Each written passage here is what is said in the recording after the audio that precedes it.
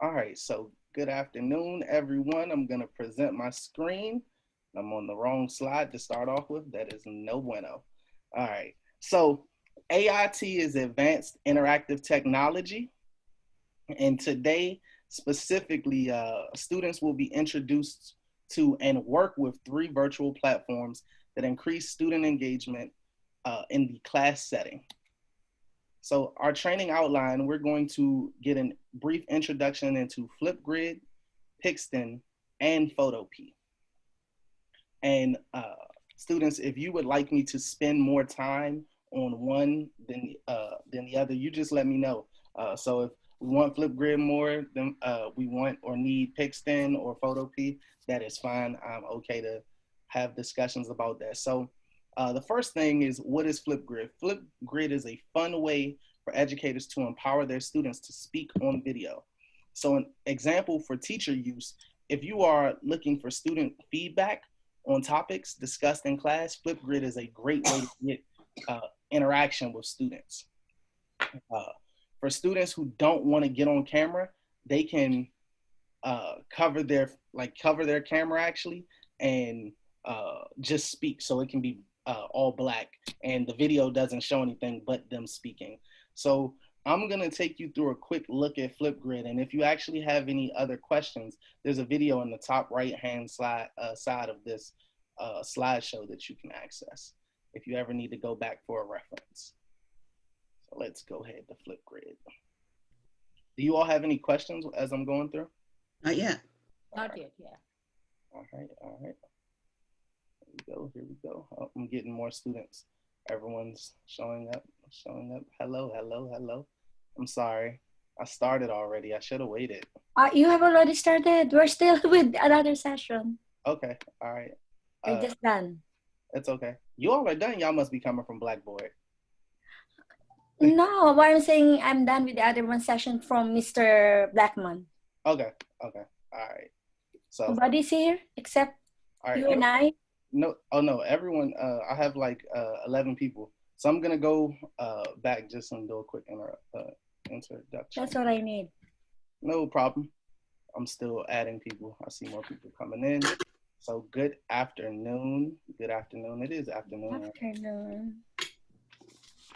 So today we're just talking about advanced interactive technology that you can use in class with students, centered around Flipgrid, Pixton, and Photopea. And if you all would like me to focus on one more than the other, that is fine as well. I'm totally okay with that. So just let me know. Okay. All right. So, just our objectives today, students will be introduced to and work with three virtual platforms that increase student engagement in the class setting.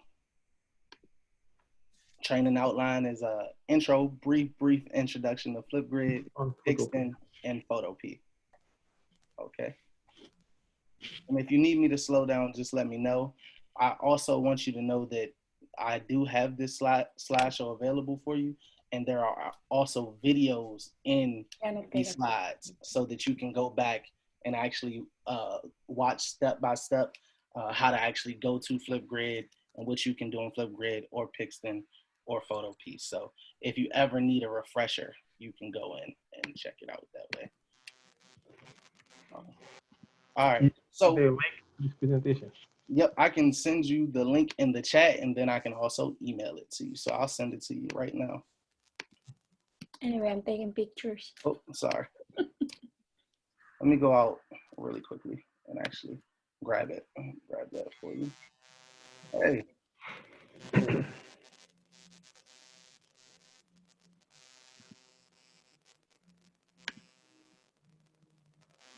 All right. Here we go. So everyone should have it in the chat. If you can't actually click it in the chat, that's fine. I can email it to you at any time. Just let me know. Oh, okay. Can we make a copy for this? Yeah, you can make a copy. That's fine. I have no problems with that. Okay. All right. So Flipgrid. Again, Flipgrid is just a fun way for educators to empower their students to speak on video, An example of teacher use is if you are having a discussion and you want to look for student feedback on a topic discussed in class. Flipgrid is a great way to interact with your students in that manner. Uh, in the case that your students don't actually want to be on video, they can block their camera as well so that it's just their voice and the camera is showing black. I'm also going to show you how to create a topic today in Flipgrid for them to post on. And then what will happen is you can actually set it up where no one can see it until you say it's okay. So you can view it yourself and say, okay, this is good to be published. So let's go ahead to Flipgrid. See what we got. So I'm going to do the educator login.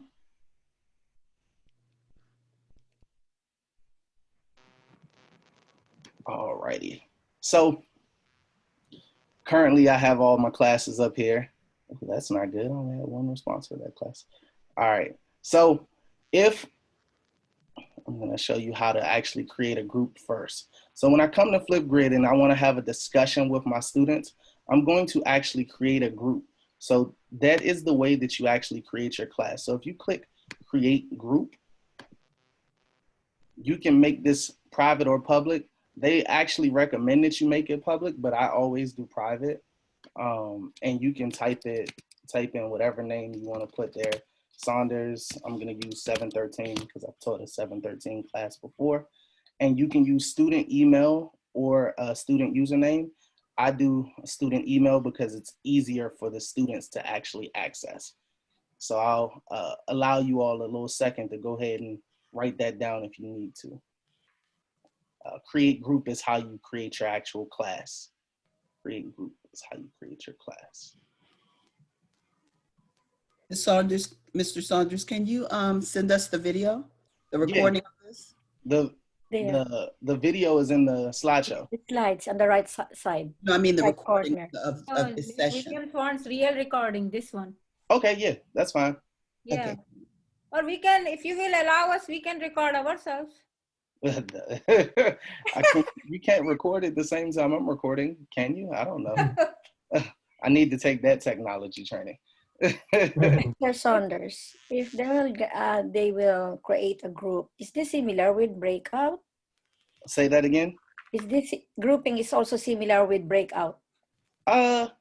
You can break it up like that. So for instance, let's say that you were gonna have, like for your small groups, if you wanna have a small group on Wednesday and you're giving them assignments like that, I use book club on Wednesdays for But the thing is, the administration is not encouraging us to use the breakout or the group, not unless you have a co-teacher to watch on the other group. But if you are by yourself, it is not advisable, right? But I would like to do that, but we are not being encouraged to do that breakout. Okay, so Flipgrid wouldn't have anything to do with your breakout rooms, though. So what I'm saying is this similar with breakout that they have to be separated? No. You like this can be whole class. Okay. And no, they're doing this by themselves. Like, so they have access to their own Flipgrid. So if I create my class, I can add student emails. So I would go in here and I would type in the student name, or I can actually, I think I can add it to my Google Classroom. So which means although they are in group, they are still on the same session. Yeah, so Flipgrid is always open. It has nothing to do with your Zoom. Flipgrid is its own separate thing. So, for instance, we have to send the invitation to join the Flipgrid through email. Students? Yes. So you do have to add your students via email. It is a little tedious.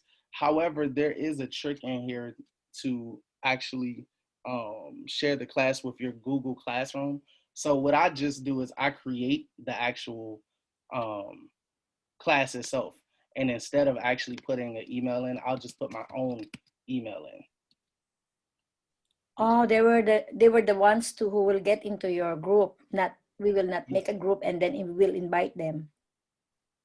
All right, so I can skip this now. So don't worry as much about actually adding students. You can just copy your group link and put it in your Google Classroom. So Saunders 713 is already created. That class is created, right? All I have to do now is just share the class by copying the link, and I can go and put that link in Google Classroom and say, hey, student, join Mr. Saunders class. So for instance, I'll use my 708 section, and they're probably gonna be like, why am I joining this, Mr. Saunders? So if I say, hey, students, join my Flipgrid class, and I click the link, and I post it there, they automatically can click that link. So you don't actually have to individually add students to your class. Yeah, yeah. Mhm. That's a cool thing about. So they are the ones who will get into that link. Yes, only them and only them can get into it. There's Rob speaking. Can I ask a question? Yes, yes. With Flipgrid, is it accessible through Clever? Because I know Clever has a whole lot of apps. And I do believe Flipgrid is accessible. It's not in the Clever, I You don't think. think I it's think we can also add our app, no? So I'm just gonna be real. I never use Clever for student access. I haven't seen Flipgrid in the Clever. I actually like to just grab the actual link and let them go straight that way. I know people say, oh, Clever is easier for them, but if I have the direct link and they can sign in with their Google, which is their PGCPS email and password, it's just easiest that way. For some students with Clever, they can have all their apps and application software and just click, click, click, like it's an iPhone. Yeah. Yeah, direct. Yeah, I agree. But if Mr. Saunders, do we need to create different links for each class? Or can we just only use one for every class? That's up to you. So if you want to use a whole group, like a big No, I'm saying, can we use the same link? Say, for example, the link that you have typed. Can we use that for another class also? And then no, for you have to create a different group for each class, and it'll get every time we have a new class. Yeah. All right. So now I've created my class, and I want to ask a topic, and I'm okay with asking questions in the chat. So I'll answer them as I see it. So that's a good question. I'm not the greatest math student. So if you're a math teacher, you probably wouldn't have liked me in school. But I think with Flipgrid, it would be awesome to ask students to share their work virtually so they can be on video and you can actually see them working through the problem, or share it or explain their reasoning for why they're actually answering. So that's a good question. I'm gonna create a topic, and if you can see, I'll scroll to the bottom. Can we use the share screen through Zoom or through Flipgrid whenever they share their work? So when you're, so like what I'm doing right now, you would share through Zoom. So you're sharing your screen through Zoom, but they'll be on Flipgrid to actually complete the assignment. So Flipgrid is its own website. That's what my question is. When it comes to share screen, they will use the Flipgrid, not the Zoom. Yes, they will use the Flipgrid. When they're sharing their actual video, it's through Flipgrid. It has nothing to do with Zoom. With Zoom, okay. Because they already clicked on the website, the link we have pasted on the Google Classroom. If they will click on that link, that means they are now joined into the Flipgrid. Yes, yes. Right. So once you get here, you've created your class, you want to actually start a topic with your students, you click add topic. Mr. Saunders, I have a question. Yes, go ahead. Why we need to have the different link for different classes? Because once we stop the lesson, we need to let them exit out of that Flipgrid. We have to end up and then start a new class. Then start another class in another Google Classroom. So the same link should work, right? So I would say you should have them broken up because it's easier for you as the teacher to identify who's in what section. So for grading purposes, right? If I have 109 students, they're all coming in and under different, they have their names, but Johnny may be in 713 and Susan is in 709. I need to know who's who for grading purposes. Another question, Mr. Saunders. Like in Pear Deck, every session can be recorded and saved. Is that the same thing in Flipgrid? So in Flipgrid, it's not necessarily a session that needs to be recorded. This is just them providing feedback or recording videos. So they basically can record their own video. So we can type in the name of the session, like 701 class, 702 class after the session ends, right? Before the session ends. So it's not a session. You're going to create your own class in Flipgrid. So for instance, I think I have it as 713. So which means when you created a class that is already constantly being used the entire school year. Yes. Oh, unlike with Pear Deck, you have to, whenever you presented, before the end of the session, you have to type in the name of the session or whatever before the session ends. Yes. Before it will be recorded and saved. Yes. So this is your class. That Saunders 713 is my actual class that I have already set up. And we'll post here regularly. So if I add a topic and I say check in for today. Is this connected to Google Classroom? Yes. Okay. It is. So if I add a topic and I say, and Mr. Saunders. Yep. Hey, quick question. Is it okay if we put our comments in the chat so we can kind of get going? Because I'm still I'm interested. I'm trying to see what's going. I'm trying to get going. Yeah, that's fine. Okay. Everyone, if you do have questions, go ahead and ask in the chat so I can move forward with the presentation. I also have videos too for you all. All right, so if I create a topic, I'm just gonna say, students, share how your day is going. Dangerous one. That's just my title there, and I can actually give them more guidance here in the prompt. Hello, students. I want to know how you are doing today. Please complete a 2-minute video telling me about your day. So as I scroll down, I have recording time. I have English, United States, that's closed caption. They can change the captions there. I'm gonna change the recording time to 2 minutes. And the wonderful thing about Flipgrid is it gives them 10 minutes. So they can do it as short as 15 seconds, and they can go to 10 minutes. I would not advise them going to 10 minutes because it is going to take up a lot of data. It's going to take up a lot of data. Now, this video moderation tool is very important because that allows you to actually check the videos before they are published. So to make sure that students are not saying something crazy in the video and it being published live for the other students to see, you want to click this video moderation. Enable. You want to click that video moderation, and the media resources are here as well. So the students will have access to all of this. They can add an emoji if they want. They can record a video. They can upload that video. They can upload an image. This is just all of the actual media that the students have that they can use. I'm not going to click in any of those. Well, you know what? I'm going to click in it so you can see what it looks like. So this is the record video, and it says click anywhere to dismiss. So now you can see me actually trying to record the video. The wonderful thing here is it gives you the option to upload a clip in here. You can play with effects, so the students can make a emoji. Oh, am I moving slow? Okay. The students can create an emoji and put it next to themselves on the screen, and they can play around as they're actually recording themselves. They can play around with that. They have the autonomy to sort of be creative, and that's sort of the type of teacher I am. I like to be creative and challenge the students to doing things creative. So it gives them a lot of autonomy to sort of be who they are. All right, I'm gonna go out of that. I'm not gonna record.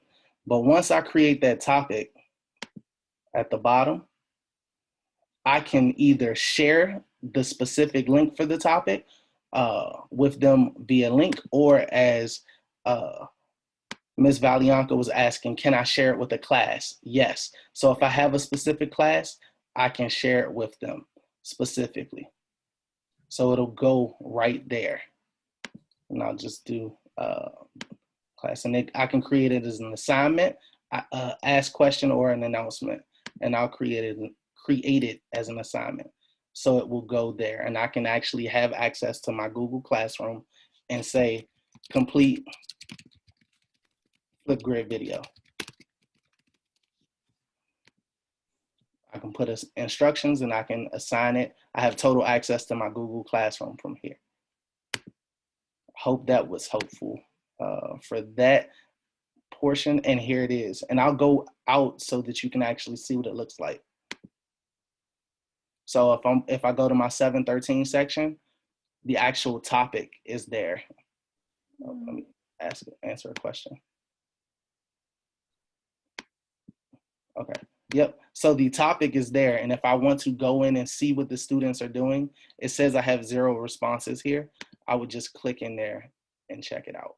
You'll see a response. You can check their work. Yes. So I'll show one of my sections briefly who were responding to. So this is my 707 section. And the topic they had was the most fun day of my life. And they were all able to actually go through and respond accordingly via video. They had some pretty interesting stories. So those are the names of the students who worked, right? Yes, yes, yes. What about those names of the students who did not work? Does it also shows the same with Pear Deck? It also showing the names of students that are not working? No, it doesn't show the names of the students who didn't work. It just gives you who actually posted the response. Oh, okay. But you can go through and say, all right, Davon did his work, Jaquan did his work, Jamia did her work. Mm-hmm. Are there any other questions before I move on to the next one? Any other questions? You have a couple of questions in the comment box. Yeah, I was looking. I didn't see. Yeah, the presentation is available. I put it in the chat. I'll put it in the chat again. Oh, sorry. I just copied the Flipgrid. But I'll send it out via email. And I'm not certain if there's a folder that everyone has access to for the actual professional developments. I'm being told it's going to be placed there as well. All right. Pixton is one of my personal favorites. Okay. Yeah, Pixton is one of my personal favorites because it allows the students to create comic books. Very, very fun. Gives them the chance to flex those creative muscles again. And I joined myself with the students completing a comic book. So an example of this is my students are going to create an actual digital memoir. And at the end of the quarter, they have to tell about a time they faced adversity. So to go along with their actual written version, I'm going to have them do a digital comic book about that time that they faced adversity. I also used Pixton last week in class for them to create a character who faced adversity, just to get them get them started and get them indoctrinated in using Pixton. So I'll click it and we'll go through it if we have time. I'm not certain how much time we have left, but I'll log in. Same thing using your PGCPS email and password, or log in with Google. Pixton can be really slow sometimes. So if you are using Zoom, sometimes it will slow down on the students. It really requires a high-speed internet, especially if the students are on Zoom and Pixton at the same time. All right, so I'll show you a couple of examples of student work that we had in my class before I actually go through and explain how you use Pixton. So when you actually create your Pixton account, it's gonna ask you, yeah, it's gonna ask you to actually create an avatar. And I'll show you our class photo too, as well. So we had a variety of different conversations about this, and we also had a presentation at the very end. Let's see what Lanaya did for hers. So she chose to do school and getting to meet people, which is pretty cool, pretty fun. I love that she changed actual backgrounds as well. So that's just an example of the finished product. And here's a class photo, and then I'll show you how to actually create your own Pixton. So that's all of the students who signed up, and that's the poses that they created. And at any time you want, you can actually edit the theme of your class. So if you want it as regular, it can be regular. You can change it to graduation. I love it. Yes, yes.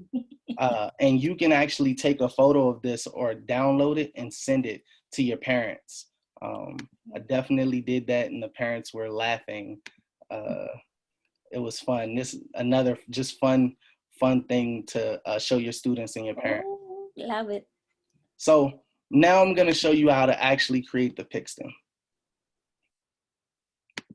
Let's go to my comics. So first thing you do is new comic. And I'm going to say my second comic.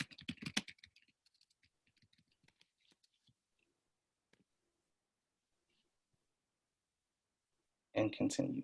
So the key thing to remember is to make them actually choose the backgrounds first. A lot of times the students are all over the place. They're like, okay, what do I do? What do I do? I have a lot of these options. So I give them clear guidelines to actually click the backgrounds first, check the backgrounds. So I like space themes. I'm gonna type in space. If I type in space, it will give me a bunch of different options that I can use. So for my first slide, I'm gonna scroll through and see if I can find a space option. And I actually paid for Pixton to give me all of these options, but the free version does give you some. It doesn't give you all, but it does give you some. Similar with Bitmoji. Yes, similar to Bitmoji.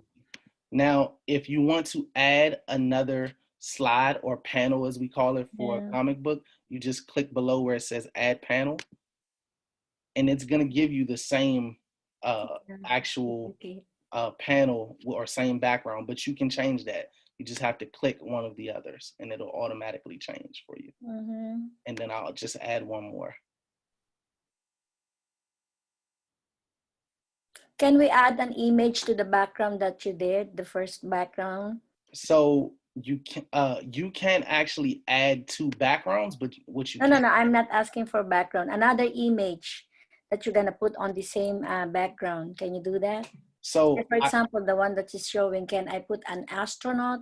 Yes. There? So okay. once you do your comics, you're gonna actually add characters. So to do that, you just click the character. Any kind of image. Yes. Yep.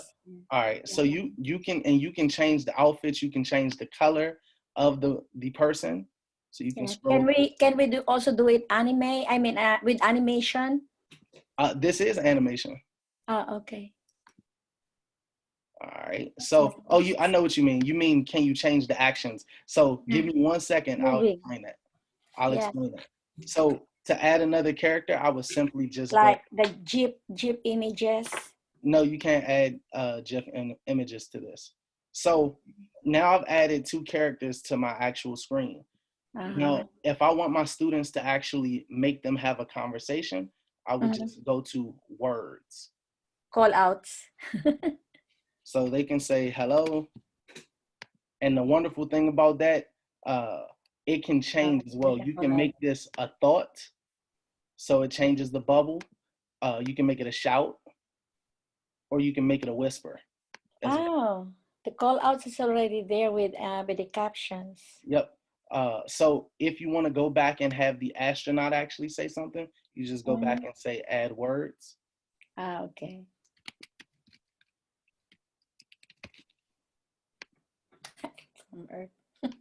Yep. So you just add that there. Now, the very cool thing about Pixton is it has actions. So they do not have to stay just like they are. they can change and do different things here. So I can have the character jump up in the air if I want, and I can move him around so he can go wherever. If I want him to fly, I can click flying and I can change how he flies. So, and again, I can move him around. I can move him higher too. There we go. And Pixton also changes where the conversations go based on that. I can also flip him around if I want. Okay. I would do the same thing for that character. I just have to click him and I can have him standing there. I can have him running or laughing. I can do a bunch of different things there with him. I can also change how he looks or what's around him. So if I wanted to have a superhero, I can have him have something in his hand like that. Mm-hmm. Or I can add sort of like the Super Saiyan around him as well. Just a fun little tool to play around with in class. Again, I'm using it to help students tell stories. So we'll be definitely using this for our digital memoir at the end of class. I'll leave it to you all for your contents to decide how you'll actually use that in class if you want to use it in class. Are there any questions about Pixton? No. All right. So final one, Photopea. Oops, sorry. Photopea is an advanced image editor. So if anyone uses Photoshop, Photopea is the free equivalent to Photoshop. I'm going to say that again. If you use Photoshop, Photopea is the free equivalent to... Photoshop is not free, right? No, Photoshop is not free. And Adobe is also not free. Photopea is free. Oh. Yes. Photopea is the free equivalent to Photoshop. I use it when I'm editing my photos. It allows you to edit it as a JPEG or put it as a JPEG, PNG, GIF, or you can leave it in RAW for those of you who are photographers. So, I think I have a question before I jump. All right. One more question, and then I'll jump to it. Yes, Ms. Ortiz, they do need to learn how to use it. However, with Pixton, the kids sort of gravitated to it really quickly. A lot of them love doing that stuff, especially on the computer. So it really took me maybe 15 minutes to explain to them how to use it, and they were off and running. They were off and running, and some of the comic books on Pixton were amazing, and it didn't matter if they were honor students, gen ed students, special education students, ESOL students. All of our diverse learners were excellent with that. They're gonna learn it easy because that's their favorite comic strips. There's a video. I'm sorry, I can't hear you. It was a couple people talking. I'm sorry. I think probably we could use like one of those Wednesdays in a small group, like when we have those students, and teach them a little bit of, instead of taking instruction time of the regular classes. So I don't know. I think that a Wednesday could be a good time, one of those Wednesdays, and teach them how to use some platforms. Maybe not all, because normally Wednesday is for makeup. Okay. For those people who miss their works, they need to make up. All right. So I'm going to jump to Photopea just so I can make sure we all understand how to use it. Again, as you can see, it comes up with new project to start off with. If you have an existing image already, you can open from your computer. I'm not going to open from computer. It also gives you free templates, or you can create new project. Photopea is probably the trickiest for the students to actually use. So I have used this with the students for them to create a sign about how they feel today, just as a check-in or warm up. Warm up. And I'm gonna click Hello World. That's gonna be what I'm gonna work in today. So it's just, I've said to them, hey, go to Photopea, create an image or create a slogan for how you feel today. And the tricky thing about Photopea is that you always have to click on the right side or which actual tool you're gonna use. So to actually work or edit the Hello World, I have to click Hello World on the right and then click the text box so I can change the words. So if I highlight all of this, I can change the size up at the top. I can make it as big as I want or as small as I want. I'm gonna opt for, that's way too big. I'll stay with 100. So I can also change the text. This may move a little slow. I can change how I want the actual font to look, and it gives you about 200 to 300 different options here.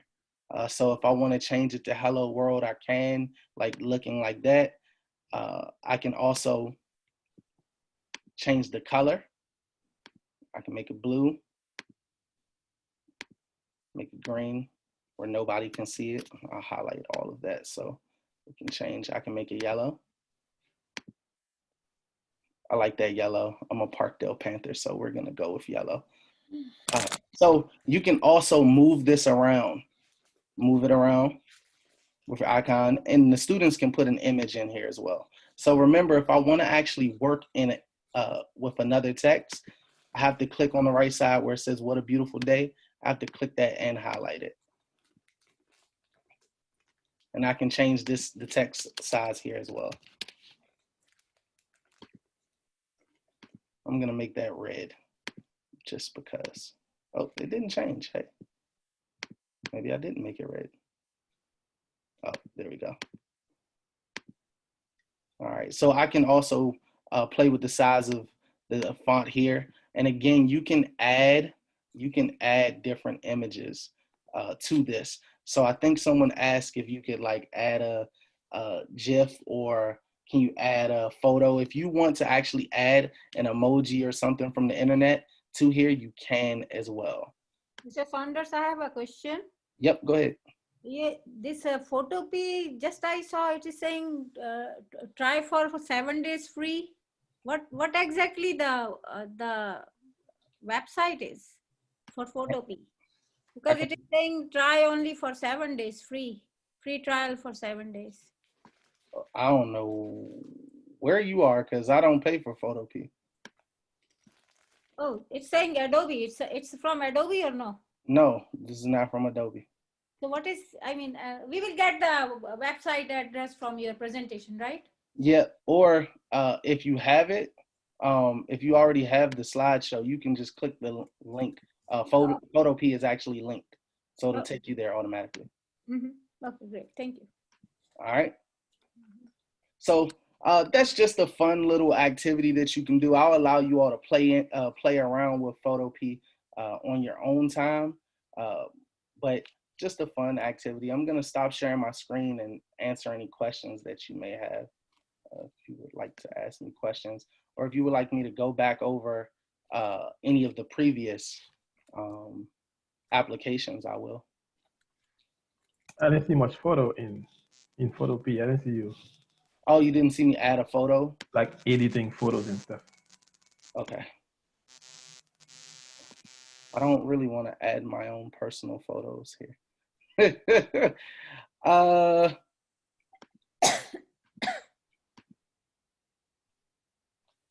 Can you directly get it from the search from the web? So I've never used it from the web. Let's see if I can use one of these. Yeah, I tried. I mean, I tried, it's not working. All right. Oh, that's not good. It shouldn't bump it like that. Oh, it didn't put it in my template. That's what we're gonna do. Gonna delete that. So that shouldn't come up like that, but you can add an image. here. Mr. Muse, I might have to actually send you a separate one on how to do that. That's fine. Yeah, you can actually add an image there. Are there any other questions while I'm right here?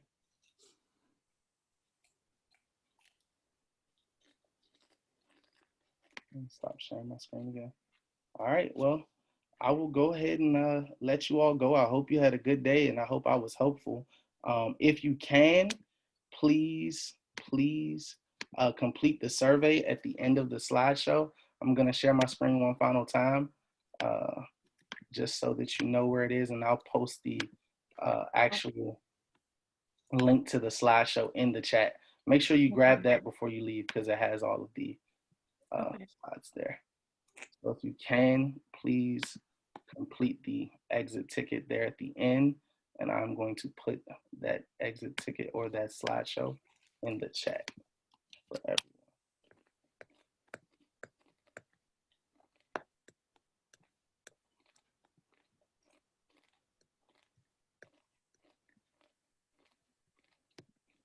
All right, I hope everybody got that. I'm gonna stop sharing. Thank you, thank you, thank you. And you all can email me anytime and ask me any of those questions. The survey is in the exit ticket, right? Yep, the survey is in the exit ticket. Yep, Mr. Spencer, no problem. I can email you the actual slideshow. And it has videos in there for completing that. Where is the exit ticket? It is at the end of the Google Slide. slideshow. So it's right here. It's the last slide. It's slide number 7. Okay, Mr. Saunders, do you mind emailing it to me too? Yes. Darryl Roxas. Yep, no problem, Mr. Roxas. Thank you.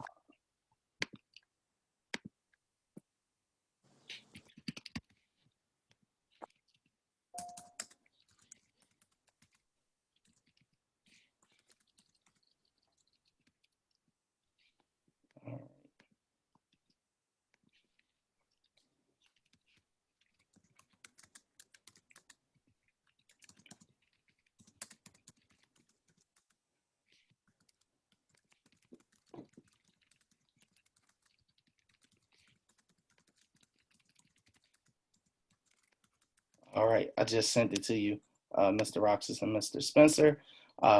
If there's nothing else, I'm going to see you all later. I'm going to end the recording and I am going to log off. Everybody have a good weekend. Yeah, you too. You too, Mr. Saunders. Thank you. Thank you. Hey, we done.